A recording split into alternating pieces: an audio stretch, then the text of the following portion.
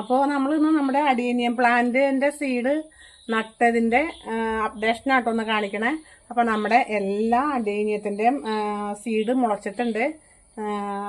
മിക്കും തന്നെ മുളച്ചിട്ടുണ്ട് കേട്ടോ. അപ്പോൾ നല്ല ഭംഗിയായിട്ട് മുളച്ച് നിൽക്കുന്നുണ്ട്. ഒത്തിരി വിത്തുകൾ മുളച്ചിട്ടുണ്ട് കേട്ടോ.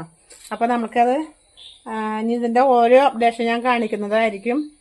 ഇത് ശരിക്കും പറഞ്ഞു കഴിയുമ്പോൾ ഒത്തിരി ചെടികളാവും കേട്ടോ. നമുക്ക് അഡീനിയത്തിൻ്റെ ഒരുപാട് ചെടികളാവും. അപ്പം ഇത് പല കളറായിരിക്കും. എന്തായാലും നമ്മൾ വിത്ത് നട്ടേൻ്റെ ആ കളർ തന്നെ ആവണമെന്നില്ല. നമുക്ക് സീഡ് നട്ട് കഴിയുമ്പോൾ പല പല വെറൈറ്റികൾ ചിലപ്പോൾ ഉണ്ടാവാൻ സാധ്യതയുണ്ട്. ചിലപ്പോൾ അത് തന്നെയായിരിക്കും ചില ചെടികൾ. ചിലത് വേറെ കളറൊക്കെ മാറി വരാറുണ്ട് കേട്ടോ. അപ്പം നമ്മൾക്ക് ഇതിൻ്റെ ഓരോന്നിൻ്റെയും അപ്ഡേഷൻ ഞാൻ നിങ്ങളെ കാണിക്കുന്നതായിരിക്കും കേട്ടോ. ഞാൻ വിത്ത് നമുക്ക് കാണാം. അപ്പം നമ്മുടെ അഡീനിയത്തിൻ്റെ വിത്തുകൾ മുളച്ച് നിൽക്കണതാട്ടോ. 3 ചട്ടിയിലായിട്ടാണ് നട്ടു വെച്ചേക്കണേ. നല്ല ആരോഗ്യമുള്ള തൈകളായിട്ടാണ് മുളച്ച് വരണത്.